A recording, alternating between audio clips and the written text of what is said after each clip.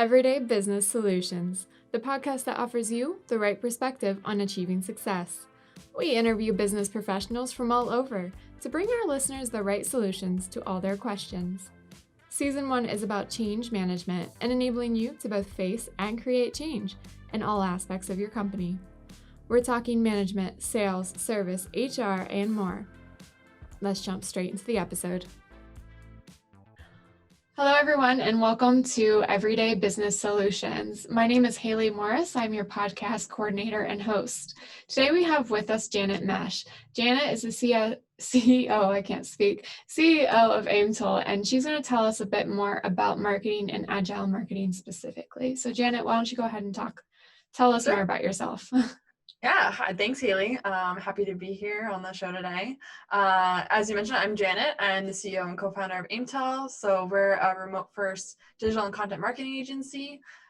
We are headquartered in Boston, but our team's kind of is fully remote. So we have team members here in the United States. We have one in Europe. And continuing to grow and expand. And we support clients specifically in the B2B tech and SaaS industry. With all of pretty much our full service agency. So really helping them specifically with their online marketing and a lot of their lead generation tactics and campaigns. So it's been a very exciting year with everything going even more digital than before. So excited to kind of talk through that today. Yeah, I'm excited too because Everyday Business Solutions, as some people might be aware, is owned by AA Solutions, and we are a SaaS company. So this is going to be a really great opportunity to delve into really kind of our world of how things go. Yeah, definitely. So let's go ahead and start, though, by defining this term of agile marketing, because I think most people are very familiar with the term marketing and what it means.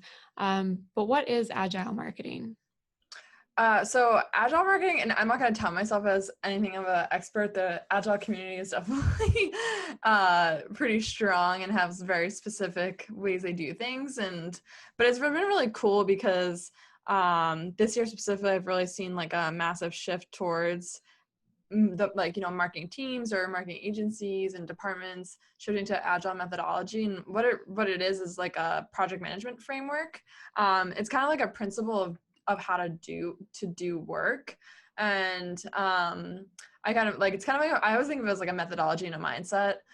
So you're really focused on building processes and systems that allow your team to self-organize, be cross-functional, and work collaboratively.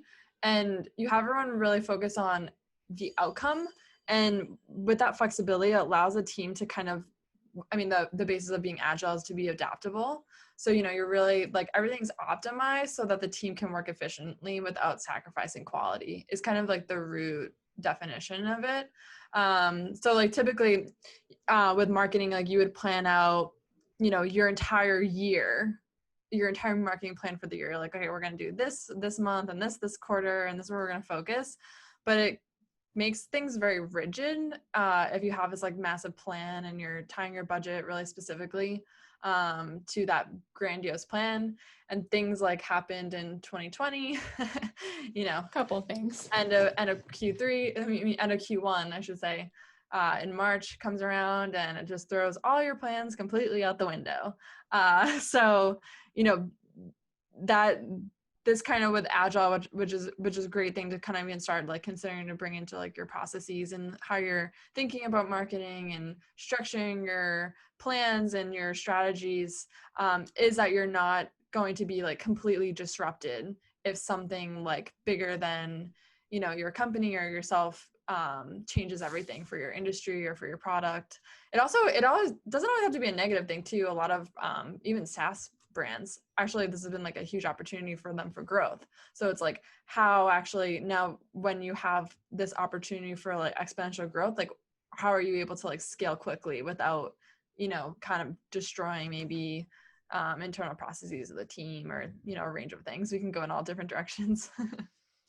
No, it's true because, and we've always tried to be, we've tried to be really conscious of how we talk about it, but our company has done amazing, these last several months. And in fact, it's been one best month after the other. We're actually still So it's true. SaaS is doing amazing because there's so much need for it, and because that's the way the world was already beginning to pivot, and now it's just been accelerated.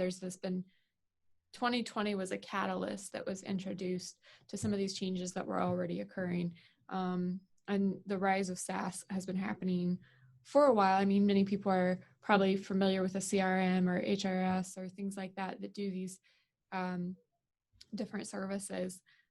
But this idea, though, is that we could have flopped if we hadn't been able to pivot. Right. So yeah, it comes back to like the agile marketing and the being able to be flexible is not just for giant pandemics or even recessions like 2008. It's for any time this like an external factor puts stress on your company, or sometimes an internal factor if it's big enough. So for sure. Yeah. And like what I really like about like even like the Agile Manifesto, there's actually like a whole manifesto that's like been created. I mean, I think it was created. We need to fact check this. I don't remember exactly the year. You may know better than me. But I think it was the early 2000s because it came from the tech industry. Agile methodology was where it was born. And they created an entire like manifesto, and they have 10 principles. But the one that I really identify was responding to change over following a plan.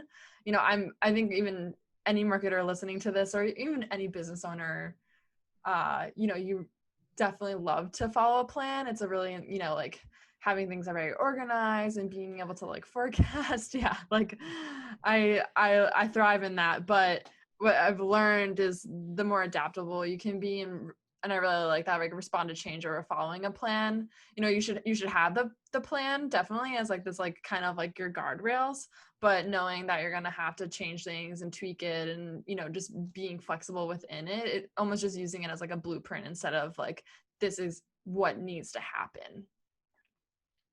Yeah, and I think usually when I do, like when I was planning for this podcast, for example, is I started very broad, and then I worked my way down, and I gave myself a lot of spacing too. Like I think we're recording about like 4 or 5 weeks out, ideally, for each episode, so that if something happens, we can record new content quickly, or we can shuffle content appropriately, that it's not going to throw everything off. And if staff changes happen, like we have somebody going on vacation, or we have somebody changing department, or leaving us, that we're not shorted because we don't have that person anymore. No, it's okay, we have that person's gone, that person's not available right now, but now what do we do? And we are able to swing into it, which is the whole principle of it, really. Yeah.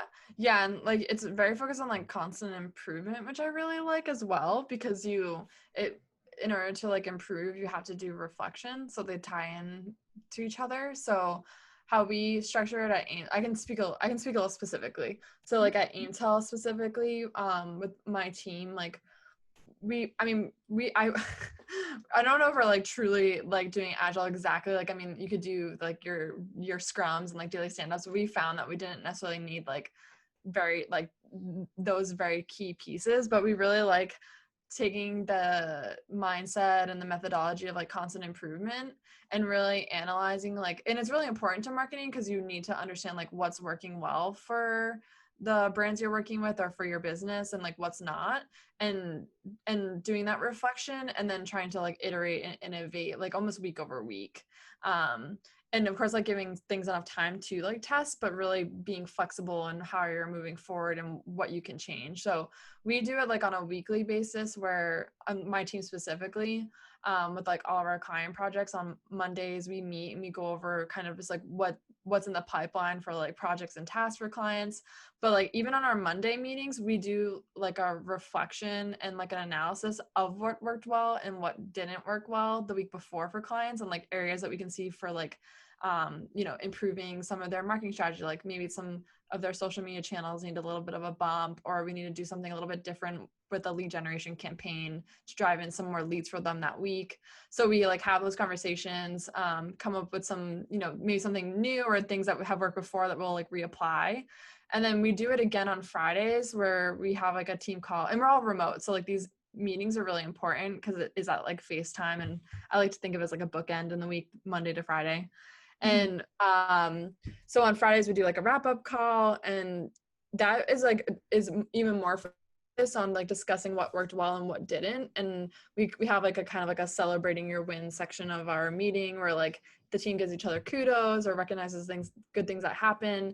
And then there's like a section where we talk through like, okay, what's some stuff like internally with the company and for clients that we can improve. Sometimes there isn't anything, which is great, but it's not necessarily like you want to frame it as a negative. It's really like, what can we do better? Or like, what could bring a little bit of ease next week so we don't feel so overwhelmed? Or like, what could be a little bit, bring some excitement into the mix? Yeah, and it's really nice because then you kind of have everything documented too, so you can refer to it and see how things have progressed. That's like a checkpoint, you know. Yeah, exactly. Check in, see how you're doing, reface a little bit if you need, and then get ready to go again. Exactly. So, you pit stops in NASCAR, because my great grandma loved her NASCAR. So that's awesome. Yeah, just as long as they're not as brief as those pit stops are now. Yeah. So, well, I know that some teams like will do like a daily stand up where they're like assessing like, you know, what they're working on, like what the blockers are, and then you do like we call it a wrap up, but the technical term if anyone wants to look up is called a retrospective. Is like where you're really like reflecting, and you can do all types of retrospectives, but we kind of just do it in terms of what I just described. Yeah. Yeah, and I think there's some countries that do that like every day, that they'll do a big company meeting where it's just basically news that's going out, and then they'll go into their teams and they'll meet and then do more information exchange and things like that, and assignment of duties. Exactly.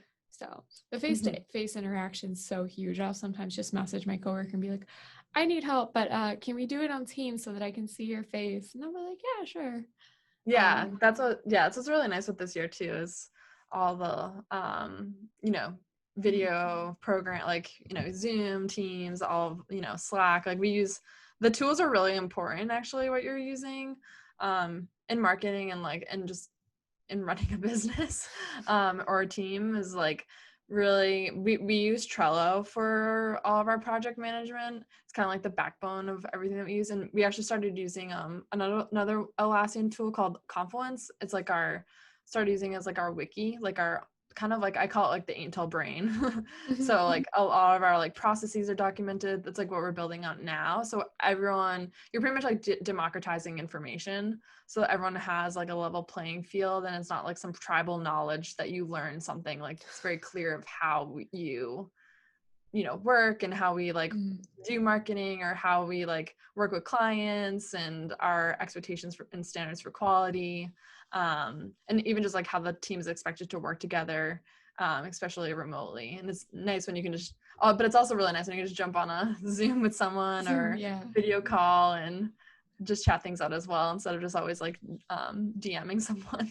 We do the same thing with the information sharing as well. We use an internal help desk, and then we have our external help desk to make sure that somebody who wants to, we hand them the information that will help them get started, because it's a lot. Yeah. I know you're probably in the same boat. It's a lot of information for somebody coming in. And I actually did like our onboarding before, so I had to kind of work out what they need to know and what they don't need to know. And then once they're caught up, or even before that, they're welcome to go straight into our internal help desk and start pulling information and learning more. It's super available, which is awesome, because some people, they absorb and they want to learn. So yeah, for sure. I mean, that's like definitely very agile, because it's like you're allowing people to like self-organize and self-manage.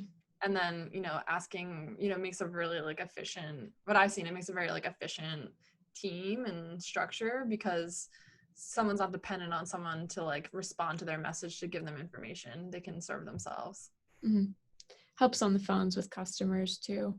When you're like, you need to find something quick, you can just search it with the help desk. So did you guys build it yourself? I'm curious. So we have a couple people in office who are mostly responsible for our support team, who, you know, they have to know all the little intricacies.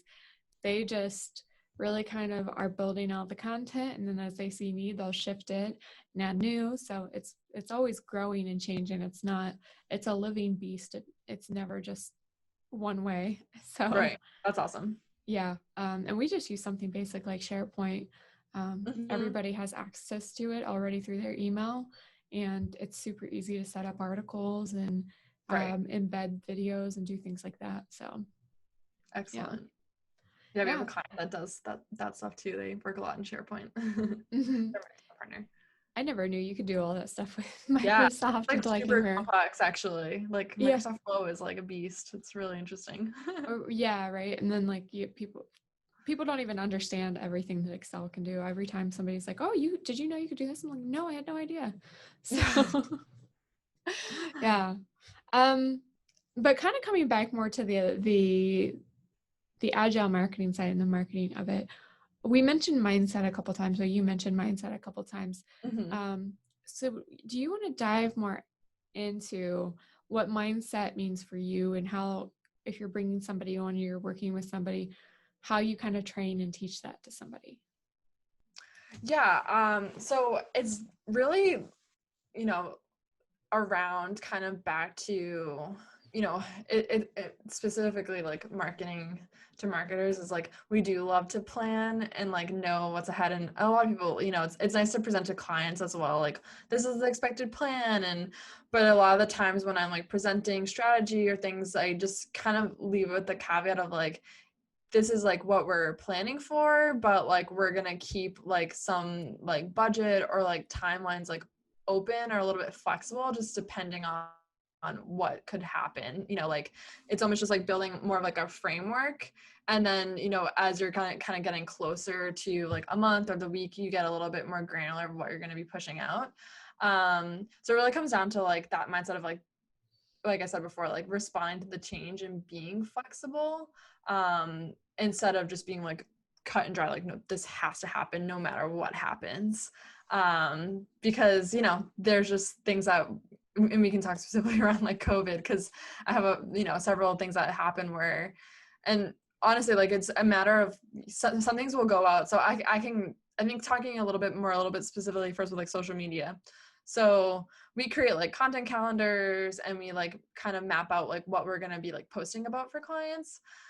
But things will happen where, and what happened this year was like, with coronavirus or even just the social unrest in our country this year, and continuing to happen, is like the way that brands are speaking online, or even like coming down to like the imagery. So we had to like assess a lot of things that we were putting out, not showing like stock imagery, we're using any stock pictures or video, like is it showing people like together, like closely working together, because that's not something that is like possible with social distancing. So even just like making sure when you're creating everything is like taking a step back and like assessing like, is this like work, is this going to work with the current like situation of the world or within our industry, and just really like keeping a pulse on that. I find it's like really important also is like what we like to do with our social for our clients is we plan things out, like all of their posts, and work proactively, but we do like leave time to focus on like just doing like some like on the fly posts, and a lot of the time those are like the best posts, of course, the ones that you're the ones that you just kind of like put up and have like a creative sparker usually do the best. And then even like ones that are just more like community engagement focused, we're just spending a little bit of time of sharing different resources or like chatting, through the brand with like some of their followers.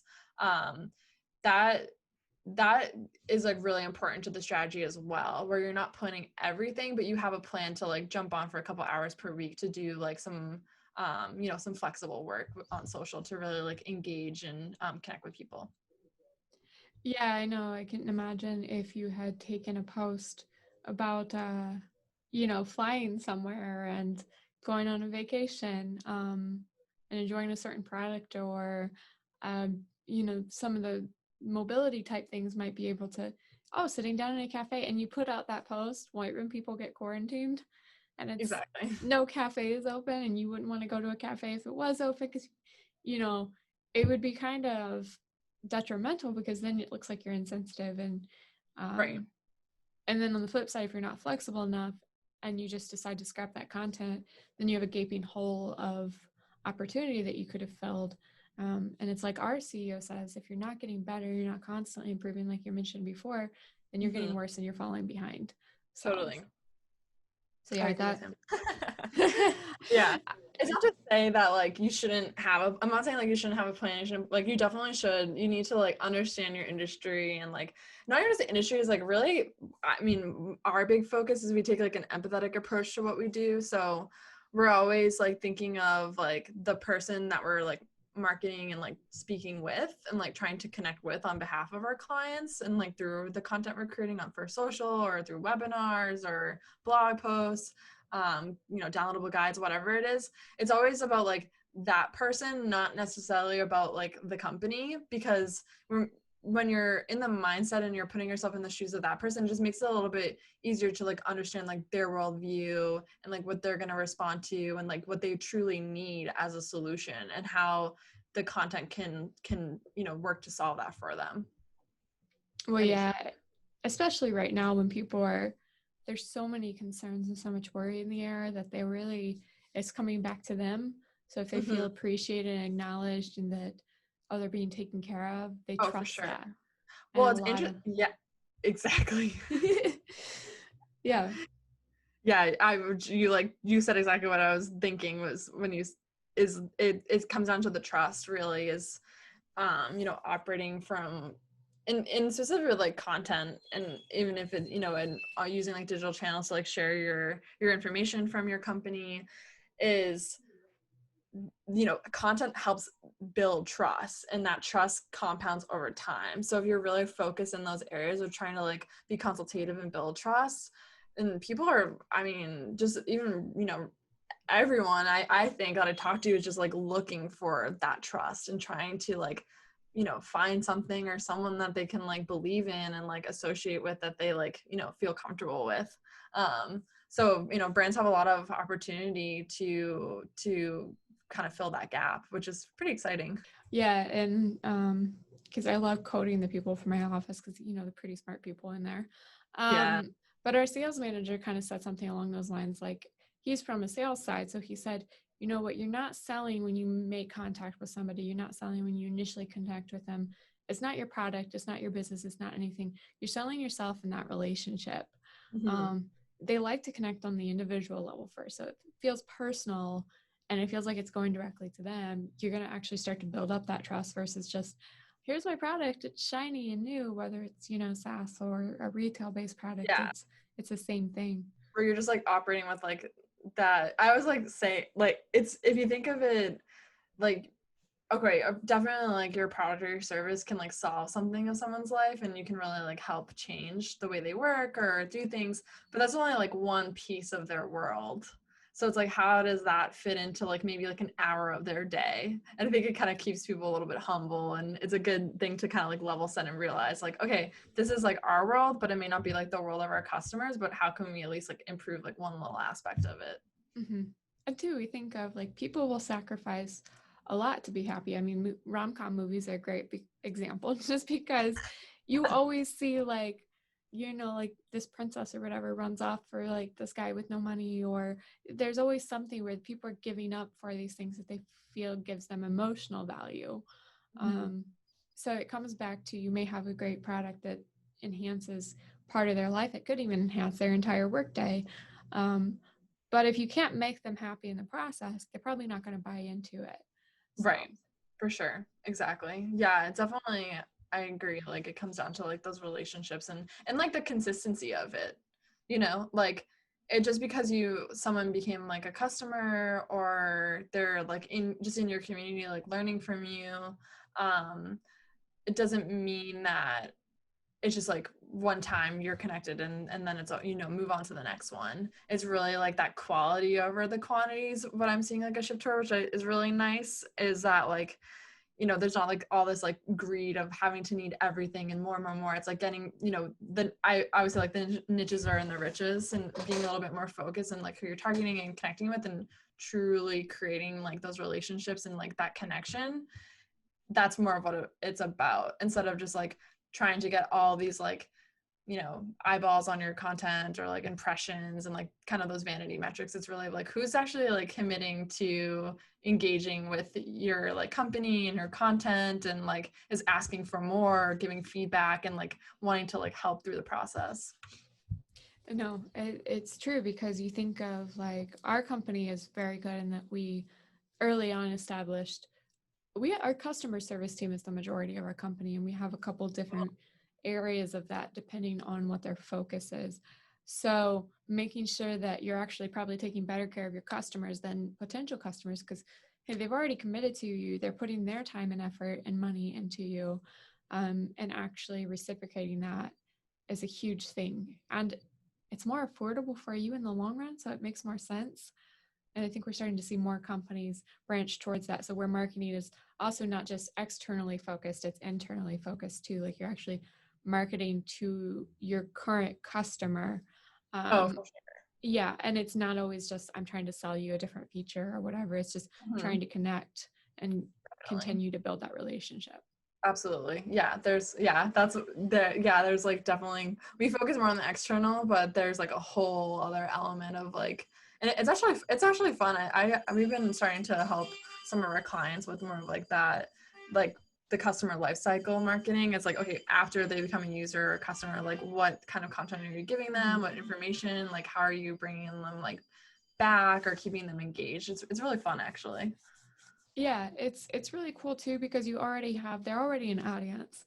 They're already looking to receive something from you, usually informative, like the educational stuff is huge, but they're already there and they're waiting.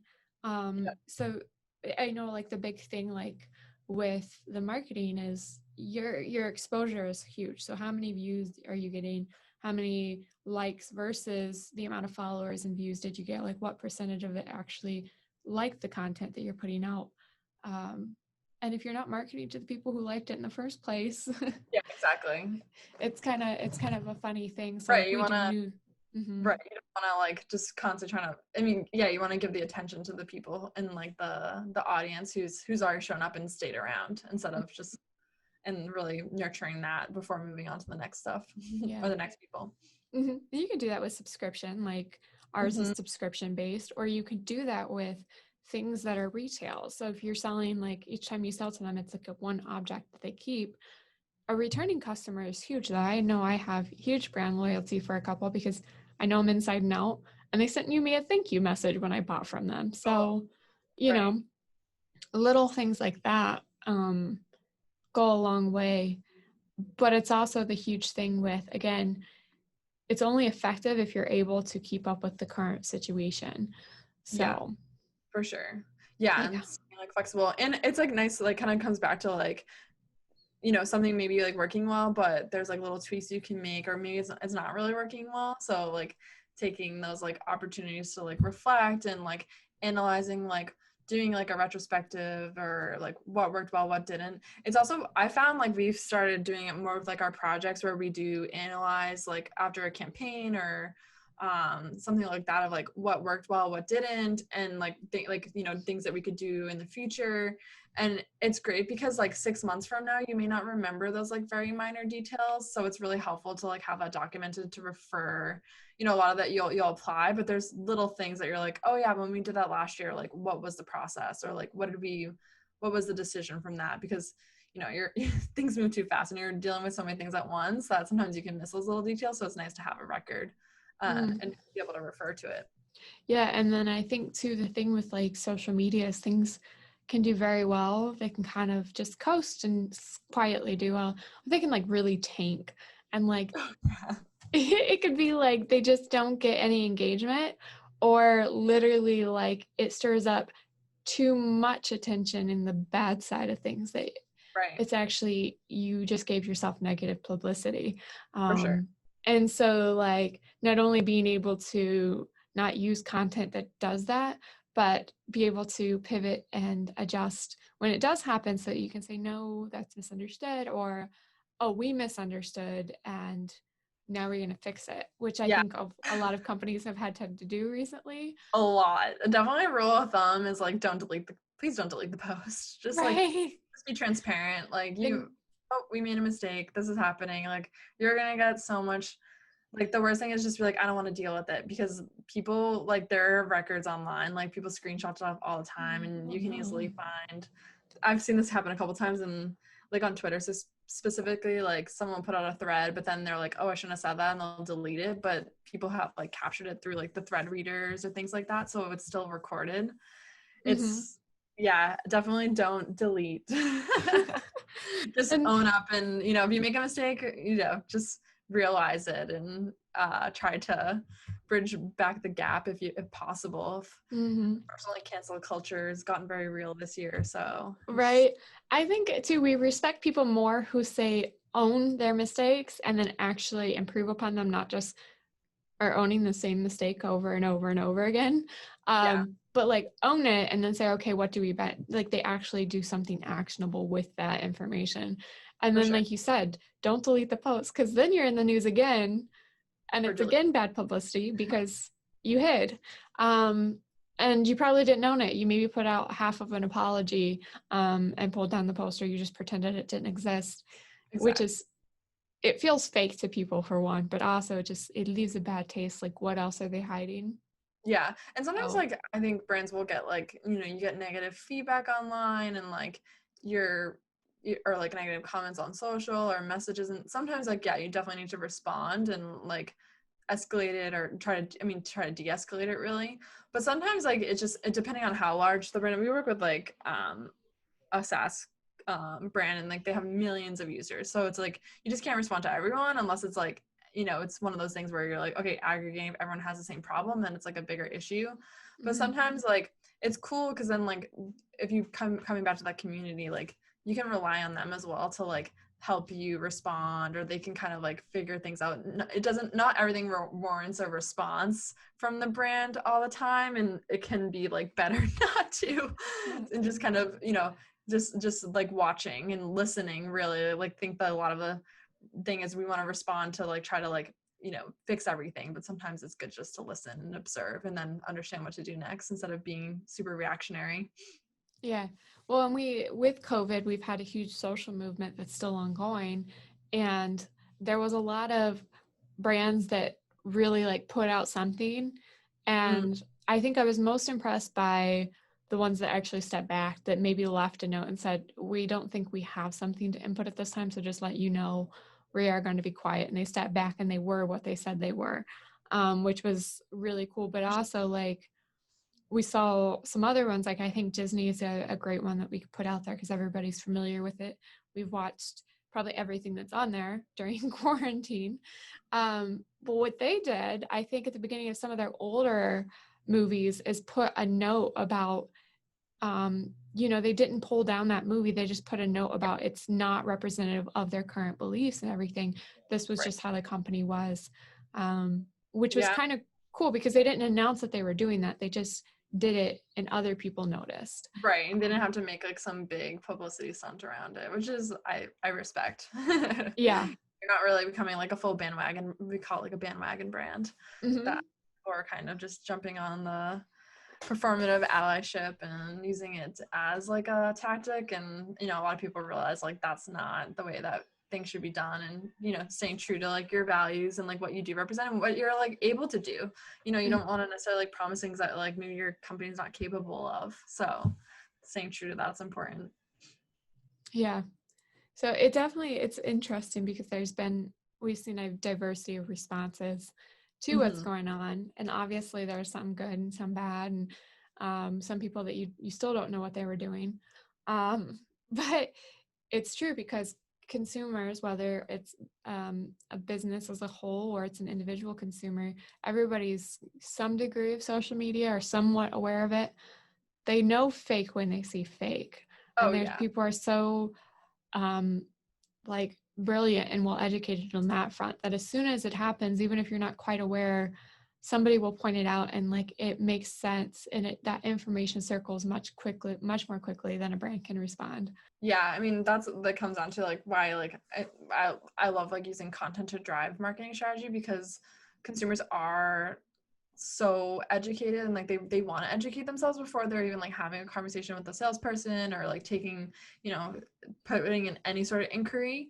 And it gives them like all the like, the information that's like tailored to them in order to like, understand like your solutions or the product more, and like taking the time to like figure out themselves before they're like, okay, I want to move forward in the process. And that's a really nice like opportunity to like start building that trust and making that connection, like with your ideal and potential prospects.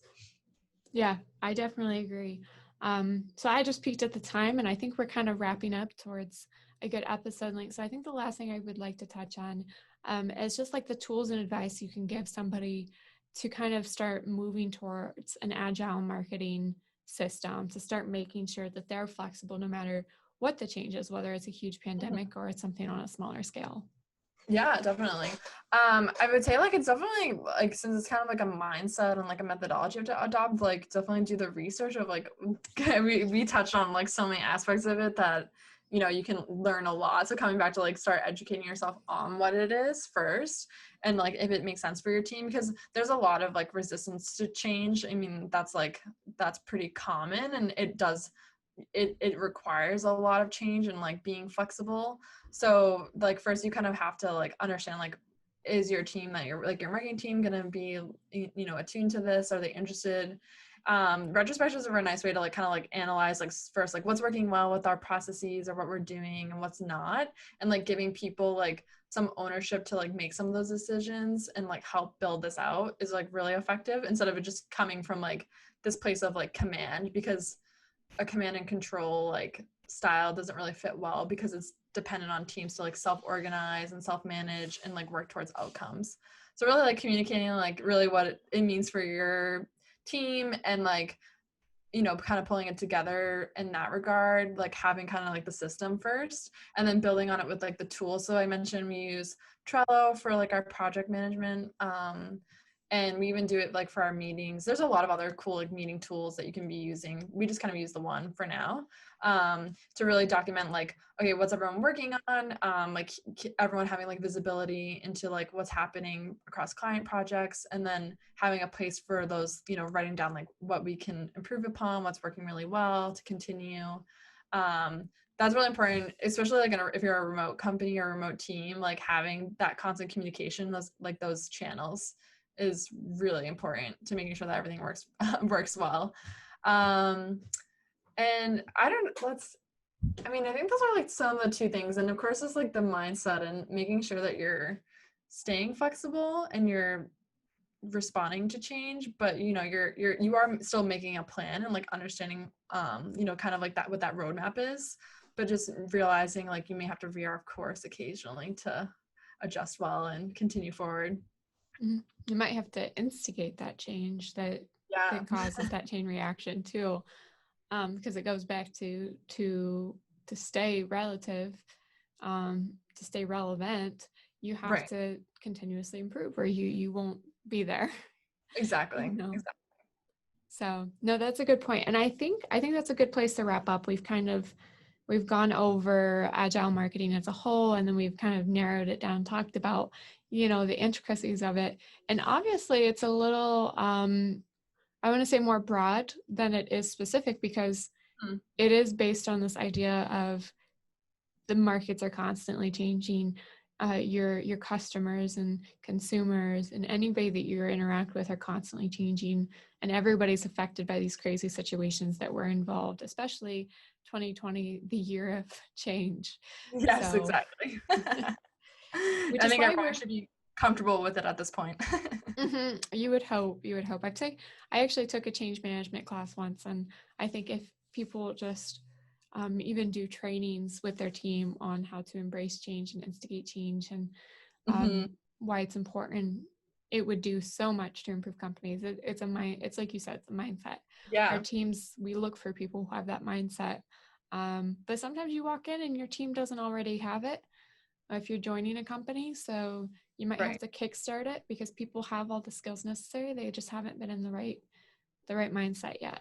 Yeah, do a fun, like a quick creative brainstorm. It can always kind of like disrupt things in a positive way, I find, as well. So that's a little actionable tip you can just kind of bring one day and just be like, let's do a fun brainstorm or something like that. Yeah, like the Post-it notes on a whiteboard or whatever. Yeah, I guess for sure. maybe There's not. also really cool online tools too. There's like Mural and a few other ones Yeah. that you can do online. So if Yeah, I anyone's was gonna say because Post-it note was the in-office thing, but there's all those yeah, alternatives now because people are like not giving that up. It's a really cool idea. it is. So, all right. Anything else that you would like to touch on before we finish up? I would say, I mean, what it comes down to is just to kind of put a pin in what we discussed today is like really, first like thinking of like who your like ideal audience is and like who you're, like creating like content or solutions for. Like having that like drive like your strategy, but then making, and if you're building like a plan, just realizing that like going into it with a mindset like things will change and like how do you build it so it's agile and adaptable so it's not too disruptive to what you had in mind or even for like your ideal customers or prospects and creating a very like fluid experience. No, I would agree. And I think that's a perfect note to end on. So what we're going to be doing is, as people probably know by now, we'll have a blog post corresponding to this episode. So any information that Janet would like to provide as far as links to information she would like to share and where you can get in touch with her company will be provided there. And as always, remember to tune in next week for Everyday Business Solutions. And thank you.